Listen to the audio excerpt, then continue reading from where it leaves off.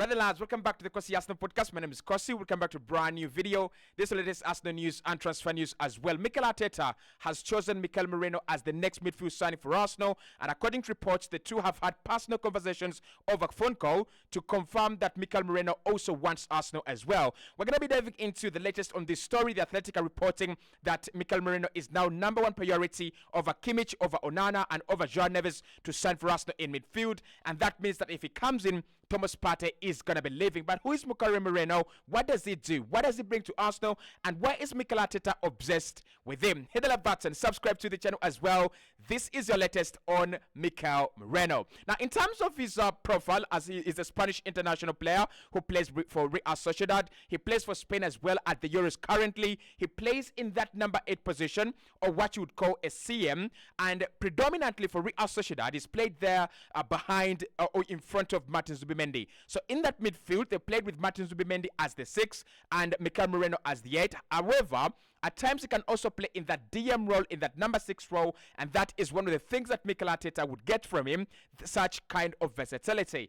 In his career, he's played for Borussia Dortmund, he's played for Newcastle as well. Now he's at Real Sociedad. He's one of the players that have really played very well in the last 4 seasons because he has had his market value at 50 million euros and it hasn't reduced since 2021. So that's the kind of player we're looking at. In terms of what he does on the pitch, he's a player that is very good in possession, but also a very physical player. And according to the Athletic today, Mikel Arteta wants him because of that physical presence and because of that physical ability, in midfield. So it's a bit like a Granit Xhaka replacement, that kind of tall guy, that kind of tall midfielder that, is very physical. You cannot bully him off the ball. But also when it comes to possession, he's actually very good. His passing is elite. His, in possession game is also very elite. But he would join Declan Rice in that midfield to make sure that Arsenal can attack very well, but also win the ball back when we are not in possession very, very well.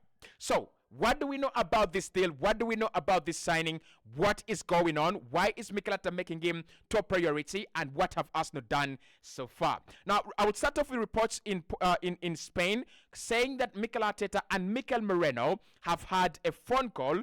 Mikel Arteta has called the player to try and talk to him into sign for Arsenal. Again, it's also confirmed from Spain that the player would be very open to signing for Arsenal, and a deal could actually be done after the Euros. Now, it is not really 100% confirmed if Mikel Arteta did call Mikel Merino. I wouldn't say that it comes in from the most reliable sources. The Sport are the ones reporting that Arteta and Mikel Merino had a conversation, and Mikel Arteta told the player that he would love him to come and Arsenal and join him on this project that he's actually building. But again, reports are saying that he's happy to join. He was impressed by Arsenal's proposal, and therefore, you never know. At any point in time, Arsenal could get this one wrapped up if the Euros are done and Real Sociedad are also willing to sell as well. Also, his market value is 50 million euros. Real Sociedad have not put in any effort to let us know how much it's going to cost. He doesn't have a release clause that we know of. I think he has a release clause because all Spanish players have a release clause, but we don't know what his release clause is at the moment, but his market value is 50 million euros. That means that Arsenal have to negotiate with Real Sociedad.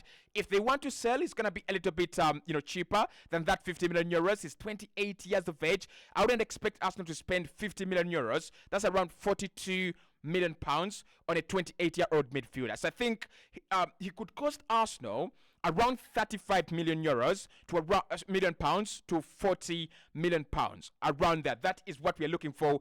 We are looking at in terms of the price. The deal is still at a very, very early stage. No negotiations have taken place, no bids have taken place, and no talks between club to club have actually taken place. So it's still a very, very early deal, still a very young deal at very, very early stages, but we wait to see whether it can progress, as Mikel Arteta has highlighted Mikel Merino as one of the key priorities in Arsenal's setup for the summer, and also the key priority for our midfield signing.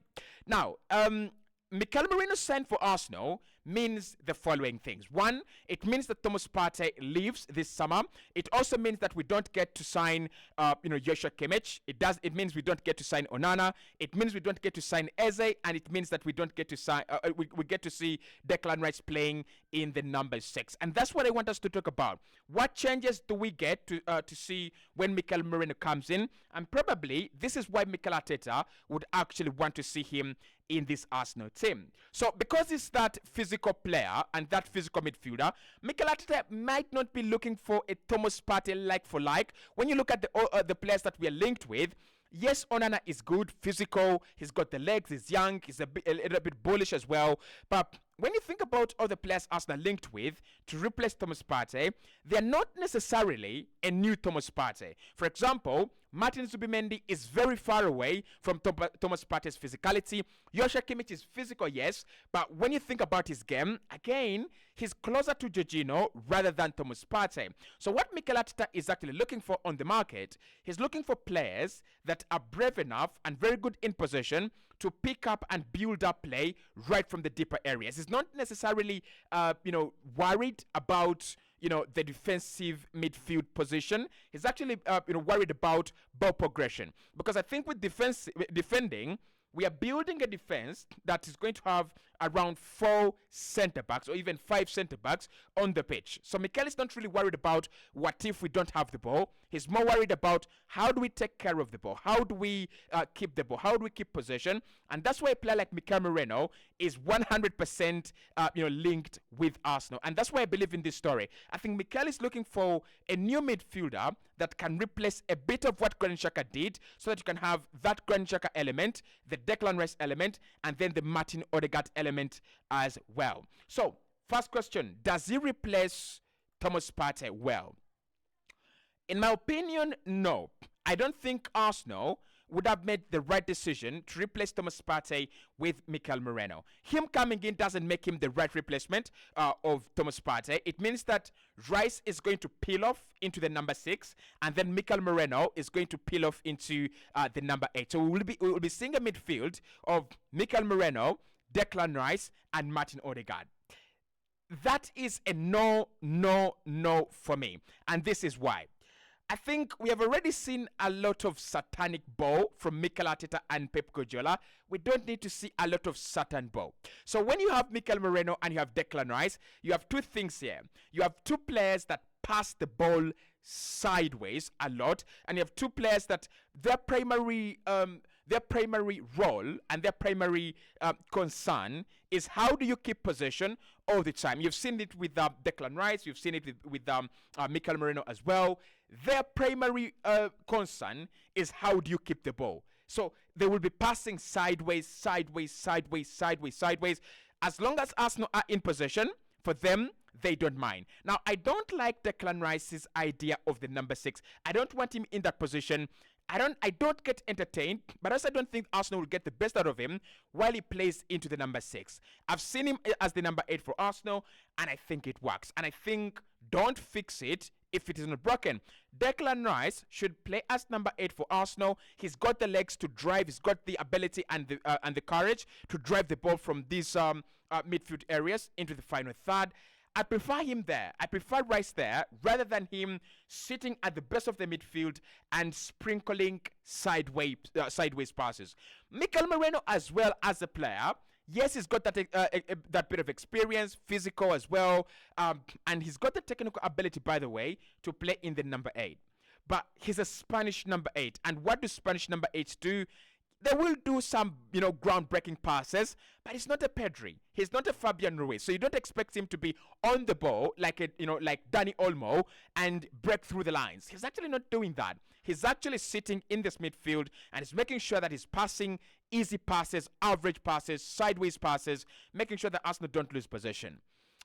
The idea of Mikel creating a total domination will come true with Mikel Merino, Declan Rice, and Martin Odegaard. But it's going to be too boring. I don't want to see Moreno and Declan Rice in that Arsenal midfield. But even if I wanted to compare Partey and Rice or Partey and Moreno in terms of midfield, I still think that losing Partey and bringing in Mikel Merino, Arsenal will still be losing something in that midfield. Let me explain. So with Thomas Partey, you have a single pivot. I don't think Declan Rice is a single pivot. I don't think he can play as a single pivot.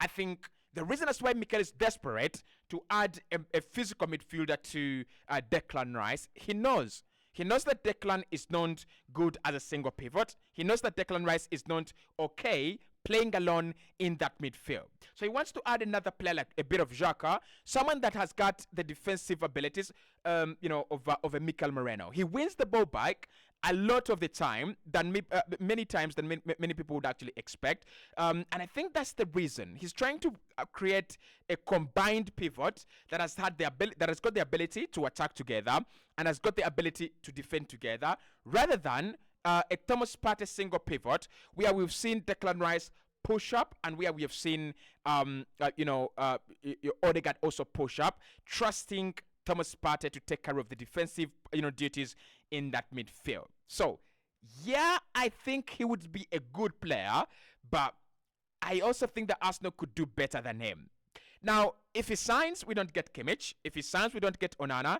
If he signs, we don't get to sign Eberechi Eze. After all, Mikel Merino is a defensive midfield. So for him, if I was to compare him to Onana, I'll take him over Amadou Onana. I think Onana for me is too raw, for my liking. That's number one. And also, secondly, I think Mikel Merino has got that bit of experience and pedigree. At 28, I expect him to know some things that Onana doesn't know, and expect him to take care of the ball a little bit better than Onana does. But also with Mikel Merino, I think in the next 2 years when he turns 30, he's going to be one of those players that become a bit like Jorginho. He's not going to have the energy to, I would say, run up and down the midfield. So he's going to turn into a Jorginho in that pivot, just around there, passing, maybe winning the ball back, since he's going to be a very, very intelligent, older veteran guy in midfield. So I can see the idea of him transforming from a CM into a DM. He's played there in DM before, and I can see why Mikel is thinking, I can turn him into a DM. I can turn him into from a CM into a DM. So I'll take him over Onana. I wouldn't take him over Kimmich, because Kimmich has got the ability to play a single pivot. So with Kimmich, we have seen him turn into one of the best defensive midfielders, in the world under Pep Guardiola. And what does that has come with so many advantages. It means that if you played him, you can play him in that midfield, in that single pivot, and it will give us protection with Odegaard going forward and with Declan Rice going forward. And he's also going to give us some interesting patterns, especially since he's right-footed and he's, I would say, right-minded. He's been playing at right back for Germany, so expect him to help out with the right-hand side, Odegaard, Saka, and Ben White a lot. So I would still say Kimmich, for me, would be better. Joao Neves, I think, Joao Neves versus Mikel Merino. I think Mikel Merino would be the better one, I would say, at the moment, because Mikel Merino, that experience would help Arsenal to go and lift titles. I think with Joao Neves, he's still very young, he's still very raw. He's got to do a lot of things. He's got to, improve on a lot of things in his game. Physicality-wise, the Premier League would be too much for him. Technically, and to be honest, I think he's still a very young player, but he can develop into a very good one, especially if he's given the chance. Eberechi Eze. Now, I'll take Mireno over Eze because of the price. I think in terms of pricing, Mireno would be a much better player than Eberechi Eze. But the thing you have with Eberechi Eze is that he's just 26. So if you bring him in right now, you have signed a player for the next 5-6 years. With Mireno, you have signed a player for the next 3 years. The difference between the two is that I don't see Eberechi Eze play in that midfield DM role. But Mikel Merino, I can see him play in the DM role. I can also see him play in the CM role. So the bit of versatility you get with Mikel Merino would actually allow us play him across the midfield as compared to Eberechi Eze. Now, this is a deal that has to happen after the Euros. So it's far away from happening. It is not a deal that's going to happen tomorrow. However, when Mikel Arteta wants a player, and when Mikel Arteta says, this player is my priority, this player is the one I want, sometimes such deals progress very, very quickly. And because it's going to be an easy deal, it's going to be a cheap deal, 30 million euros, 35 million euros, 45 million euros, around there. Arsenal could pounce on it quickly, especially today if Spain see themselves out of the Euros. So it's a deal that we'll get to know more about after the Euros, after Spain's run into the Euros. But what we can say is that the player would love to join Arsenal. Good proposal from the club. Mikel wants him 100%, and the profile is okay.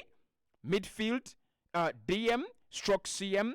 That is a good profile. That is what we are looking for this summer. So I want your thoughts and comments on Mikel Merino. We have not seen him so much for Spain, so I don't expect you to have watched him a lot of the time. And even if you watched Real Sociedad last summer, you're probably looking at Martin Zubimendi, and you're probably looking at Takfesa Kubo. I don't think anyone that watched Real Sociedad last season was actually watching Mikel Merino unless you have a particular reason, right? So for Spain today, I think we will see some parts of him. We'll see some bits of him.